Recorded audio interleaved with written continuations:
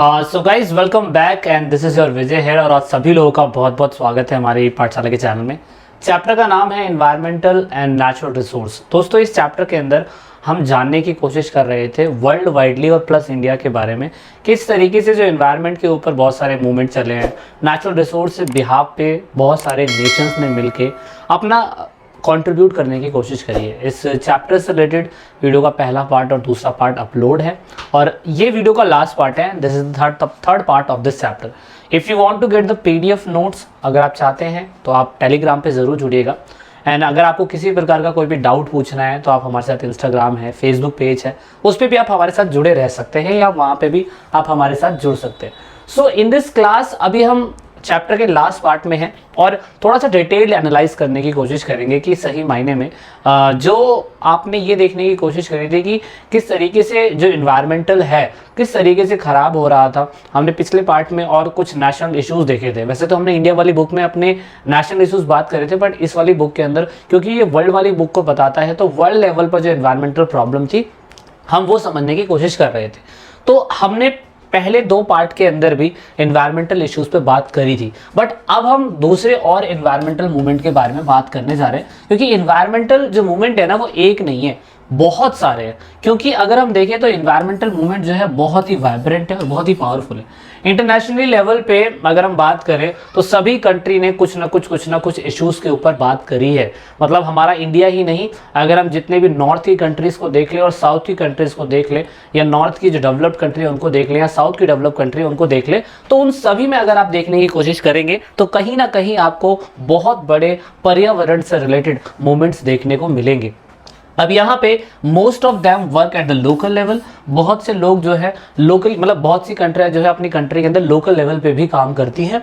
और उसके अलावा क्या कहते हैं, क्योंकि हमारे इन्वायरमेंटल के अंदर बहुत सारी डाइवर्सिटी देखने को मिलता है, इसलिए हर कंट्री के अंदर समय समय पे कोई ना कोई इंटरनेशनल इश्यूज होते हैं। क्योंकि तो आपको पता है कि इन्वायरमेंटल इश्यूज ऐसे होते हैं जिनको हम सभी लोग मिलके अकेले टैकल नहीं, मतलब अकेले कोई कंट्री टैकल नहीं कर सकती, हम सभी लोगों को मिलके टैकल करना होता है। तो कहने का मतलब diversity is an important trend to the environmental movement, यानी कि विविधता पर्यावरण आंदोलन का एक महत्वपूर्ण लक्षण है। और विविधता के अंदर हम पर्यावरण के अंदर एक इशू नहीं बहुत सारे इश्यूज की बात करते हैं। और लोकल लेवल का कहने का मतलब हो गया स्थानीय स्तर पर ज्यादातर लोग ऐसे पर्यावरण से रिलेटेड मूवमेंट्स के ऊपर बहुत सारे मार्च चलाते हैं। जैसे इंडिया के अंदर हम लोगों ने चिपकू मूवमेंट की बात करी थी, वो भी एनवायरमेंटल इशू बेस्ड था। हमने नर्मदा बचाओ आंदोलन की बात करी थी, वो भी एनवायरमेंटल बेस्ड था। ऐसे बहुत सारे हम लोग एनवायरमेंटल बेस्ड इश्यूज के ऊपर काम करते रहते हैं। और कुछ ऐसे इश्यूज होते हैं जैसे कि कोरोना है, वो एक नेचुरल रिसोर्स से रिगार्डिंग तो नहीं है पर एक पेंडेमिक है जिसके ऊपर सभी कंट्रियां मिलकर काम करती हैं।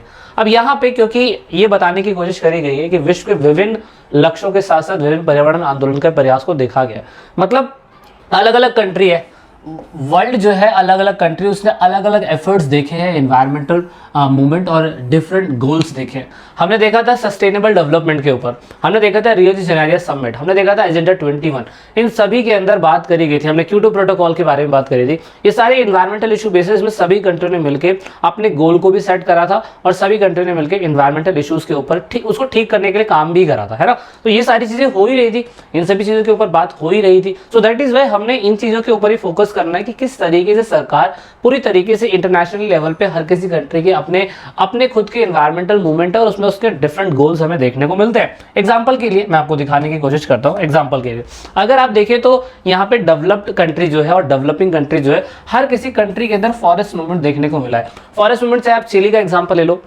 चाहे बांग्लादेश का, चाहे आप इंडिया का, फॉरेस्ट मूवमेंट हमें देखने को मिला। हमें इंडिया के अंदर नहीं बल्कि दूसरी कंट्रियों के अंदर भी हमें फॉरेस्ट मूवमेंट देखने को मिले हैं। इवन हमें एंटी डैम ना बने रिवर मूवमेंट हमें देखने को मिले। डैम कितनी कंट्री के ऊपर, फलस्तीन है, इजराइल है, उसके बाद इराक के अंदर फरात है यानी कि टाइग्रिस नदी है, उसके ऊपर डैम है। अपना पाकिस्तान और इंडिया के ऊपर डैम का सिस्टम है, बांग्लादेश और अपना इंडिया के साथ डैम का सिस्टम है, चाइना और उनके साथ है। इवन हमारी कंट्री के अंदर डैम बनते हैं उससे, ये सारी एनवायरमेंटल को खराब करने वाले, ये एनवायरमेंटल को नुकसान पहुंचाने वाले ऐसे हो सकते हैं। तो इंटरनेशनल लेवल पे हर किसी कंट्री के अंदर forest movement, anti dam movement और उसके बाद मूवमेंट अगेंस्ट द इंडस्ट्रीज के ऊपर याद करिए हमने पोस्को के बारे में बात करा था। अभी कुछ हमारी पिछली वीडियोस जो थी, पिछले लेक्चर जो थे, हमने पोस्को के बारे में बात करा था। इवन ऑस्ट्रेलिया के अंदर आपकी बुक में एग्जांपल दिया हुआ है कि ऑस्ट्रेलिया की कोई कंपनी है, उसमें ऑस्ट्रेलियन लोगों ने ही अपनी खुद की इंडस्ट्री के खिलाफ प्रोटेस्ट करा था। तो मतलब कहने का मतलब ये है कि इंटरनेशनली लेवल पे इन्वायरमेंटल अगर कहीं पे भी ख़राब हो रहा होता है तो वहाँ कहीं ना कहीं सभी लोग मिलके इन इश्यूज़ के ऊपर काम करते ही करते हैं। तो ये 3 आपकी बुक के अंदर ब्रॉडली बताए हुए हैं, हालांकि डिस्कशन करा हुआ है, लेकिन मैं आपको एक उम्दा एग्जांपल देने की कोशिश करूंगा। अब चाहे वो फॉरेस्ट बिहाफ पे हो, एंटी डैम्प के बिहाफ पे हो या इंडस्ट्रियल्स के बिहाफ पे हो, मैं आपको दिखाने की कोशिश करता हूँ। आपकी बुक के अंदर ये दे रखा है, ऐसे बता रखा है कि फिलीपाइंस है, फिलीपींस के अंदर ग्रीन ऑर्गेनाइजेशन है। इस ग्रीन ऑर्गेनाइजेशन का मेन मतलब ये है कि गरुड़ एक पक्षी होता है, उस पक्षी के खत्म होने की वजह से यहाँ पे एक तरीके से फॉरेस्ट मूवमेंट चलाया गया। हमारे इंडिया के अंदर बंगाल टाइगर खत्म होते जा रहे थे, याद करिए हमने इंडिया के अंदर बंगाल टाइगर को बचाने के लिए मूवमेंट चलाया था। इवन यहाँ पे अफ्रीका के अंदर हाथी के दांत, वो हाथी के दांतों का व्यापार बहुत बड़ी मात्रा के अंदर हो रहा था इनलीगली, उसके लिए हमने ये मूवमेंट चलाया था। तो पर्यावरण अगर कहीं खराब हो रहा है, फॉरेस्ट अगर कहीं खराब हो रहा है दोस्तों, उसके लिए एक ऑर्गेनाइजेशन है और ये है WWF। अब बहुत से बच्चे WWF के बारे में जानेंगे, क्या WWF वही है क्या जो वाइट वाइट होता है? नहीं, ऐसा नहीं है। World wide fund for the nature, इसका हेडक्वार्टर अगर आप देखें तो हेडक्वार्टर इसका स्विट्जरलैंड के अंदर है। ये फाउंडर करे गए थे इन सभी लोगों के द्वारा। ये एक इंटरनेशनली ऑर्गेनाइजेशन है जो इन्वायरमेंटल कंजर्वेशन के ऊपर काम करती है, इन्वायरमेंटल के संरक्षण के ऊपर काम करती है। क्योंकि फॉरेस्ट मूवमेंट तो देखो हर किसी कंट्री, मैंने एग्जाम्पल दे दिया, ये मैंने अपने इधर के एग्जाम्पल दिए, मैंने अफ्रीका का दे दिया है, मैंने इंडिया का दे दिया है, फिलीपींस का दे रखा है, नेपाल के अंदर भी था, और ऐसे यहाँ पे ये जो नॉर्थ की कंट्रियां हैं वो भी किस तरीके से। अभी पैराग्राफ पढ़ेंगे तो आपको आपकी बुक में समझ में आ जाएगा कि फॉरेस्ट मूवमेंट के ऊपर भी काम हुआ है इंटरनेशनल लेवल पे। हर किसी कंट्री के अंदर ऐसे मूवमेंट चलाए जाते हैं। अब यहाँ पे ये बताने की कोशिश करी गई है कि आपको पता होगा कि पहले हमारी धरती जो थी पूरी एक साथ जुड़ी हुई थी, है ना। गोंडवाना लैंड था, पेंजिया था, धीरे धीरे करके ये अलग होता चला गया।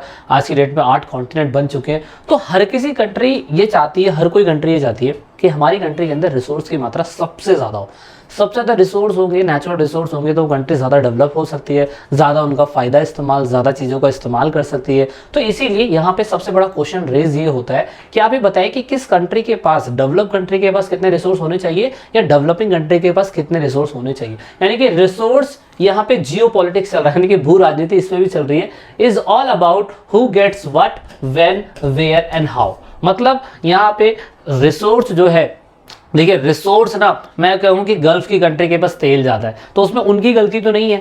हमारे पास रिसोर्स में रॉ मटेरियल ज़्यादा है तो हमारी गलती नहीं है ना। तो ऐसे कहीं पेट्रोल मिल रहा है, कहीं नेचुरल रिसोर्स मिल रहा है, कहीं पे कोयला बहुत मिल रहा है, कहीं पे बहुत सारे यूरेनियम मिल रहा है। तो ये सबसे इंपॉर्टेंट चीज़ यहाँ पे हो जाती है कि ग्लोबल लेवल पे डेवलप कंट्रियाँ, अब क्योंकि डेवलप्ड हो चुकी कंट्रियाँ तो ये कोशिश करती है कि रिसोर्सेज के ऊपर कैप्चर करा जाए। अब डेवलपिंग कंट्री के पास अगर रिसोर्स है तो उसमें उनकी गलती नहीं है, वो तो भाई ज़मीन का लैंड मास ही ऐसा बना है और हम लोग बाय कुदरती, बाय नेचर हम लोग अपने कॉन्टिनेंट में, अलग अलग कॉन्टिनेंट में जाके बस गए, इसमें किसी का कोई फॉल्ट नहीं है। लेकिन यहाँ पे आज की डेट में डेवलप्ड कंट्रियाँ पूरी कोशिश करती है कि रिसोर्सेज के ऊपर अपना पूरा कंट्रोल बना के रखें और डेवलपिंग कंट्रियों के साथ संधियाँ करती है। जैसे कि आपने देख लिया होगा वर्ल्ड वॉर क्या कहते हैं, कोल्ड वॉर में भी आपने देख लिया होगा और world war first and second में भी आपने देखा होगा किस तरीके से छोटी कंट्रियों के साथ ये लोग अलायंस करते थे और उनके रिसोर्सेज का, कच्चे तेल का, उनकी जगहों का इस्तेमाल किया करते थे। And all I have told you about in the previous lecture. Okay, ठीक है। तो इसका एग्जांपल हम कोल्ड वॉर देख सकते हैं क्योंकि कोल्ड वॉर के टाइम पीरियड पे रिसोर्सेज के ऊपर इंटरेस्ट बेस में बहुत सारी रैवलीज देखने को मिली थी हमें। और यहाँ पे इसका मेन मकसद क्या था, शुरुआती समय में अगर बात करें 1945 से पहले 1914 से 1918 के बीच फर्स्ट वर्ल्ड वॉर, 1939 से लेके 45 के बीच में सेकेंड वर्ल्ड वॉर। इस टाइम पीरियड पे, वॉर के टाइम पीरियड पे कॉलोनियल पीरियड था। इस टाइम पे लकड़ी की बहुत ज़रूरत होती थी, तो लकड़ी की ज़रूरत होती थी तो उस समय में वॉरशिप बनाया जाता था, जहाज वहाज बनाए जाते थे। तो कोशिश ये करी जाती थी कि ये लोग ऐसी जगहों पे जाए जहाँ पे लकड़ी बहुत बड़ी मात्रा में मिले। इसलिए पुर्तगाली लोग ब्राज़ील के अंदर घुस गए, डच लोग इंडोनेशिया के अंदर घुस गए, ब्रिटिश लोग हमारे इंडिया के अंदर आ गए।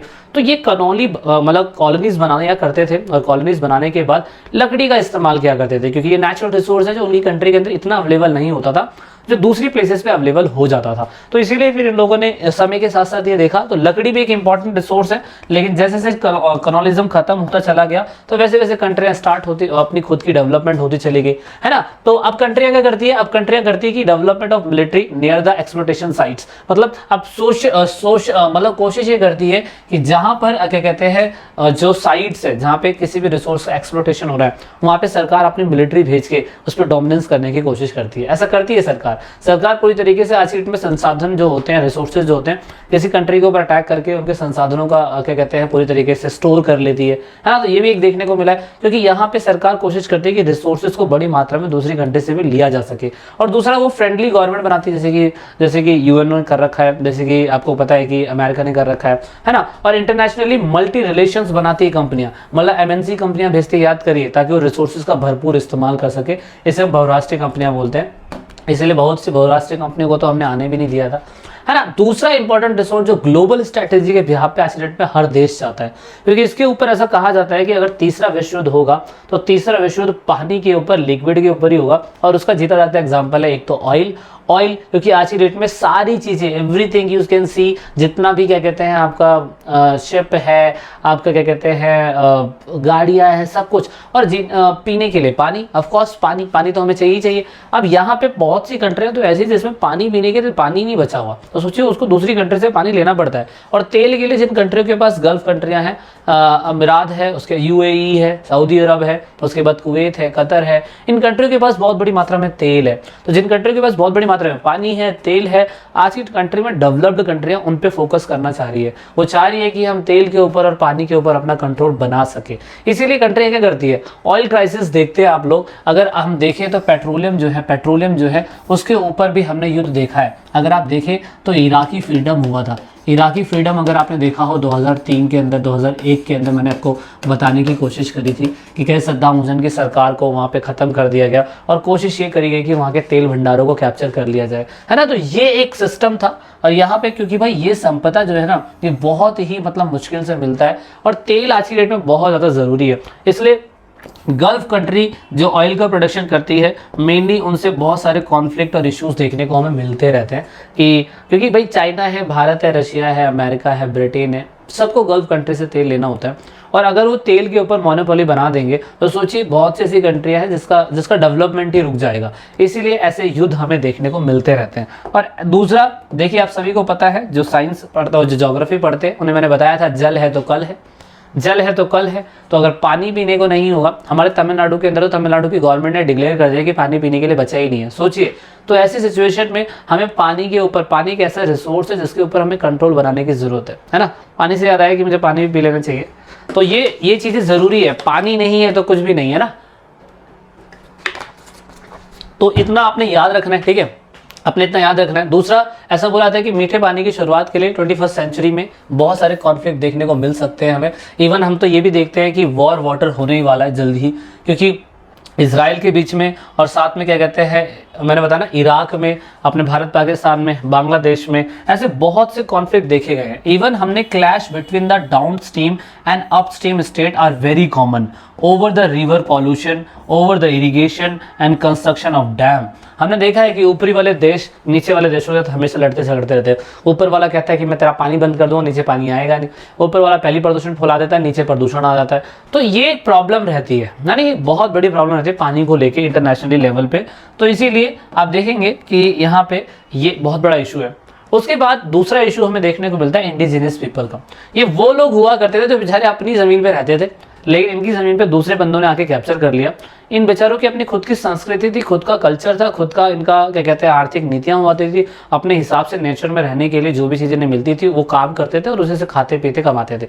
लेकिन यहाँ पे ना प्रॉब्लम ये बताया गया कि इंडिजिनियस लोग होते कौन है। तो सिंपल सा डेफिनेशन जो उन्होंने बताया कि इंडिजिनियस लोग अपनी ही ज़मीन पर रहते थे, उनकी ज़मीनों पर कोई और आया, उन्होंने उस पर कैप्चर कर लिया और धीरे धीरे उन्हीं लोगों को वहाँ की जगह पे बाशिंदा बना दिया। मतलब सेटलर्स, 11th क्लास में मैंने आपको बताया था, सेटलर्स वो लोग हुआ करते थे। मतलब आज का अमेरिका यानी कि जो बाइडेन जो है वो सही मायने में अमेरिकन नहीं थे। वहाँ पे पहले इंडिजिनस पीपल, वहाँ पे स्वदेशी लोग, इंडिजिनस पीपल पहले वहाँ रहा करते थे। ये लोग तो ब्रिटेन से निकल के आए थे और 15 कॉलोनी यहाँ पे बसाई, और 15 कॉलोनी बसाने के बाद इन लोगों ने धीरे धीरे करके खुद के इंडिजिनस पीपल को ही खत्म कर दिया, जिन्हें हम रेड इंडियंस बोलते हैं। यानी कि आज का जो अमेरिका है ना, वो कई लाखों रेड इंडियंस की लाशों पे खड़ा हुआ है। यानी कि जो पहले कभी ब्रिटेन का हिस्सा होता था, ब्रिटेन ने नई कॉलोनी अमेरिका को ढूंढा, वहां पे रेड इंडियंस यानी कि इंडिजिनस पीपल रहते थे, उन्हीं को मारा। ये सब 11th क्लास की हिस्ट्री में आपने पढ़ा होगा। अब ये कहानी सिर्फ और सिर्फ अमेरिका की नहीं है, मतलब इंडिजिनस पीपल सिर्फ और सिर्फ अमेरिका में नहीं है, इंडिजिनस पीपल बहुत सारी जगहों पे है। Indigenous people live in a more comfortably with their particular tradition than the state institution. ये लोग अपने खुद के ट्रेडिशन में रहते हैं, इन्हें नहीं फर्क पड़ता कि देश में संविधान आया कि नहीं आया, आईपीएल कौन जीतेगा, विराट कोहली की शादी होगी, लड़का होगा, बच्चा होगा, किसी को कोई फर्क नहीं पड़ता है। इन लोगों का अपना खुद का कस्टम है, खुद का ट्रेडिशन है। ये लोग, सबसे बड़ी दिक्कत इन लोगों को जब होती थी, जब धीरे धीरे पर्यावरण खराब होता जाएगा, इकोनॉमिक रिसोर्स खत्म होते चले जाएंगे, ये इनके लिए बहुत बड़ा खतरा है, क्योंकि ये लोग खुद इंडिजिनस पीपल बन चुके हैं, पहले वहीं के बाशिंदे थे। हमारे इंडिया के अंदर, बांग्लादेश के अंदर, इजराइल के अंदर और उसके बाद अमेरिका तो है ही, बहुत सारे वर्ल्ड वाइडली कम से कम कई करोड़ लोग आज की डेट में इंडिजिनस लाइफ यानी कि आदिवासी जीवन जैसे आप बोलते हैं वो जी रहे हैं, जैसे स्वदेशी लोग बोलते हैं वो जी रहे हैं। पर हमारे देश की गवर्नमेंट अभी इनके ऊपर ज़्यादा फोकस नहीं कर रही है। अगर हम इंडिया के अंदर देखें तो 8% इंडिजिनस पीपल अभी भी भारत में हैं, रहते हैं, और इनका अपना खुद का क्या कहते हैं निर्वाह करने का, खेती करने का, हंटिंग करने का तरीका है। ये लोग ज़्यादातर शिकार करते हैं, सामानों को इकट्ठा करते हैं, वही खाते पीते हैं। केरला साइड में हमें बहुत देखने को मिलता है, हमें मध्य प्रदेश में बहुत देखने को मिलता है, छत्तीसगढ़ में बहुत देखने को मिलते हैं हमें। तो इसीलिए they could access to free land till Englishman had come to their land. ये वाला एग्जांपल दे दिया अमेरिका वाले कि ये लोग जब तक अपने रिसोर्सेज का, अपने ज़मीनों का इस्तेमाल करते रहे, जब तक इंग्लिशमैन उनकी ज़मीनों पर नहीं आए। लेकिन इंग्लिशमैन तो हर जगह गए थे, जहाँ जहाँ उन्हें रिसोर्स मिलते रहे वो लोग वहाँ चले गए। लेकिन अब क्योंकि समय बदल चुका है, समय बदलने की वजह से अब क्या हुआ है, समय बदलने की वजह से संविधान में आदिवासी लोगों की सुरक्षा के लिए, प्रोटेक्शन के लिए बहुत सारे प्रावधान करे गए, बहुत सारे अमेंडमेंट करे गए, है ना। They paid more development because they are largest group of people displace for the developmental project. ये बहुत बड़ी संख्या में लोग हैं जिन्हें हम नज़रअंदाज नहीं कर सकते हैं। इसीलिए इंटरनेशनल लेवल पे अब इनके लिए world council of indigenous people बनाया गया, और ये पेपर के अंदर क्वेश्चन आएगा, याद रखना। अब इसका नाम बदल चुका होगा क्योंकि 1996 के अंदर ये खत्म हो चुका था, 1975 के अंदर इसे फॉर्म्ड करा गया था, ठीक है। तो याद रखिएगा, यहाँ 1974 लिखा हुआ है पर आपकी बुक में 1975 लिखा हुआ है। 1975 में इसको फॉर्म करा गया है, और ये मेनली इंडिजिनस पीपल के अधिकारों की बात करता है। आज के डेट में हमारे इंडिया में 8% लोग हैं जो इंडिजिनस पीपल है। So I am giving an option to you. अगर आपने वीडियो को एंड तक देखा है तो इसमें से एक लेडी है जो इंडिजिनस थी, आदिवासी, छत्तीसगढ़ की रहने वाली ये महिला है, जो आज की डेट में बहुत बड़े पॉप स्टार की तरह मिलती जुलती है। तो आप देखेंगे कि संविधान में, कॉन्स्टिट्यूशन में इनके लिए कुछ ना कुछ बदलाव हुआ है, इनको भी आगे आने का मौका दिया है। तो उस हिसाब से आप बताइएगा कि ये कौन है, कौन सी लेडी है, कौन से आदिवासी ग्रुप से बिलोंग करती थी, है ना, क्या है वगैरह वगैरह, कमेंट करिएगा, मुझे बताइएगा। ये क्वेश्चन आपके लिए बहुत इंटरेस्टिंग है, क्योंकि पढ़ाई का मतलब यही होता है ना कि आप रियलिटी बेस पे चीज़ों को जान सके, ठीक है। तो यहाँ पे आदिवासी लोगों के लिए काम हो रहा है। तो फाइनली वीडियो को एंड तक देखने के लिए बहुत बहुत थैंक यू। जय हिंद, जय भारत।